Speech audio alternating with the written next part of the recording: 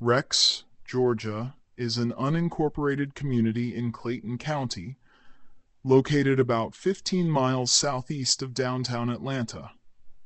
Despite its proximity to the bustling metropolis, Rex maintains a distinctly suburban and somewhat rural character, offering residents a peaceful environment with the conveniences of modern living.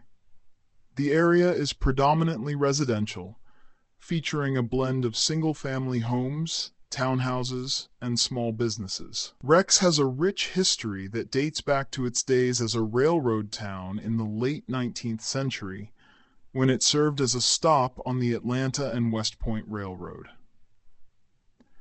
While the community has grown and modernized over the years, it still retains traces of its historic roots, with older homes and landmarks dotting the landscape. The community is part of the larger Atlanta metropolitan area, providing residents with easy access to the cultural, educational, and economic opportunities of the city, while also offering a slower-paced lifestyle. Schools in Rex are part of the Clayton County Public Schools District, and the area is served by various parks and recreational facilities, making it a family-friendly location. Overall, Rex is a blend of historical charm and suburban tranquility, making it a desirable place for those looking to live near Atlanta without the hustle and bustle of the city itself. And this is where our story takes us, to the small town of Rex, Georgia, where Walter Leroy Moody Jr. was born on March 24, 1935. What began as an ordinary life in this modest southern community would eventually spiral into one of the most notorious cases in American criminal history. Moody's journey is a tale of ambition twisted into obsession, a vendetta against the legal system that culminated in a series of deadly bombings, shocking the nation and leading to his execution as one of the oldest men ever to face the death penalty in the United States. Walter Moody's early years showed little sign of the dark path he would eventually tread. Raised in a conventional family, he excelled in school and harbored dreams of a stable, respectable career. After graduating high school, he pursued a degree in business administration and even spent time in law school, although he never completed his studies to become a licensed attorney. Instead, Moody moved from job to job, working as an insurance salesman and later as an independent contractor, but he struggled to achieve the success he desired. In the 1960s, Moody married and started a family, but his personal life was fraught with turmoil.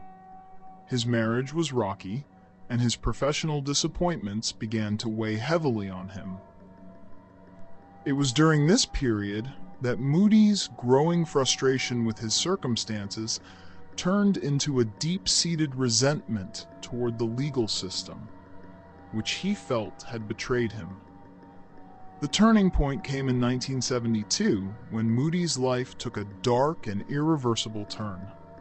At the time, he was living in Macon, Georgia, with his family. On May 7, 1972, an incident occurred that would ignite his long-standing feud with the legal system. Moody constructed a homemade pipe bomb and sent it to his ex-wife's attorney, intending to scare him. However, his plan went disastrously wrong when the bomb detonated prematurely as Moody was still assembling it, leaving him with severe injuries to his hands. The failed attempt not only caused him physical harm, but also provided substantial evidence that would lead to his downfall. Following the bombing, Moody was swiftly arrested and charged with possessing an unregistered explosive device. The trial that followed was quick, and Moody was convicted and sentenced to 5 years in prison. This conviction marked a significant turning point in his life, shattering his dreams of becoming a lawyer and fueling his belief that he had been gravely wronged by the legal system. From that moment on, Moody became consumed with the desire to clear his name and seek revenge, a dangerous obsession that would eventually lead to a deadly campaign of terror. Moody spent the following decade attempting to overturn his 1972 conviction, filing numerous legal motions and appeals, all of which proved unsuccessful. As each effort to exonerate himself was rejected by the legal system, his resentment deepened. This growing bitterness led him to develop a grudge against the judges and officials he believed were responsible for his inability to clear his name. By the mid-1980s, Moody's life had deteriorated even further. His marriage ended in divorce, and he became estranged from his children. He moved to Georgia, where he began living with a younger woman named Hazel. The two married, and Hazel would later become an unwitting accomplice in Moody's schemes. Despite his personal setbacks, Moody remained fixated on what he perceived as mistreatment by the legal system. During this time, Moody's obsession with his past conviction evolved into a broader animosity towards the judiciary.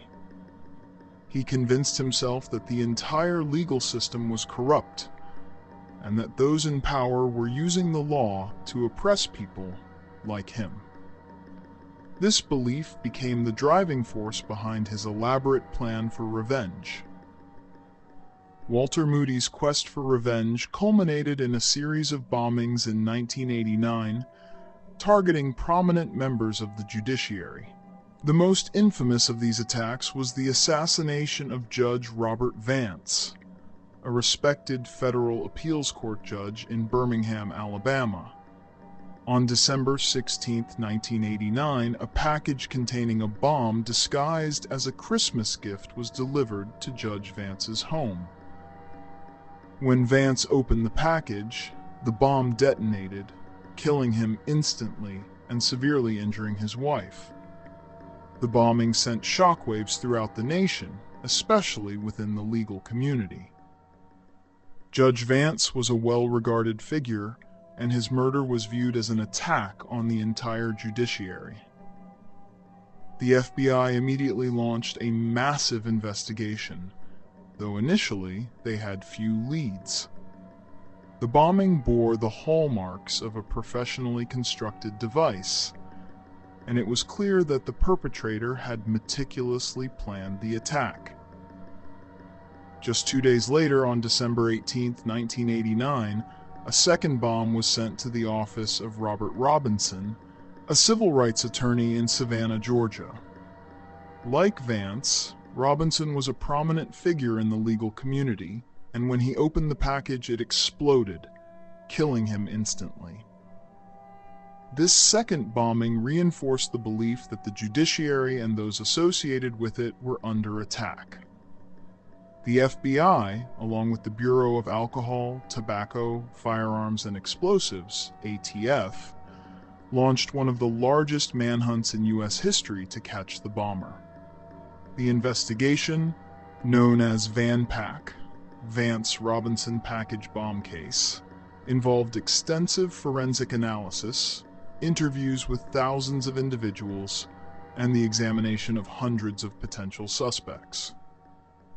Key to the investigation was the bomb's construction, which bore similarities to devices used in earlier crimes, including Moody's 1972 bombing incident. Investigators discovered that the bomb components used in the 1989 attacks were similar to those in the 1972 case. Additionally, the typewriter used to type the address labels on the bomb packages was traced back to Moody. This evidence led investigators to focus on him as a prime suspect. Finding any connections regarding those or any other bombings ever. On July 13, 1990, Walter Moody was arrested at his home in Georgia. Authorities discovered a cache of bomb-making materials and other incriminating evidence in his possession. Moody was subsequently charged with multiple counts of murder, use of an explosive device, and other federal offenses. Walter Moody's trial was among the most highly publicized legal proceedings of the early 1990s. The prosecution presented a compelling case, emphasizing the forensic evidence that linked Moody to the bombings. They also detailed his long-standing grudge against the legal system and his motive for targeting Judge Vance and Robert Robinson. Moody's defense team argued that he was being framed and that the evidence against him was purely circumstantial. However, the overwhelming weight of the evidence, particularly the forensic connections between the 1989 bombings and Moody's earlier conviction, made their argument difficult to sustain. The trial also featured emotional testimonies from the victims' families, underscoring the devastating impact of Moody's crimes. In 1991, Moody was convicted on all counts. The jury sentenced him to death for the murders of Judge Vance and Robert Robinson. While his conviction was a significant victory for the prosecution, it also left the nation grappling with the reality that such a calculated and heinous crime could be committed by someone who had once been an ordinary citizen. Walter Moody spent more than 2 decades on death row, all the while maintaining his innocence. He filed numerous appeals, but each was ultimately rejected. The prolonged appeals process was a result of Moody's complex legal maneuvers and the court's careful review of his case. During his time on death row, Moody became a symbol of the dangers posed by domestic terrorism and the extremes to which individuals can go when consumed by hatred and a desire for revenge. His case was frequently cited in discussions about the death penalty, the judicial system's handling of domestic terrorism, and the psychological factors that drive individuals to commit such horrific acts. On April 19, 2018, Walter Leroy Moody Jr. was executed by lethal injection at the Holman Correctional Facility in Alabama. At the age of 83, he became the oldest person to be executed in the United States in the modern era of the death penalty. His execution marked the end of a long and tragic chapter in American criminal history.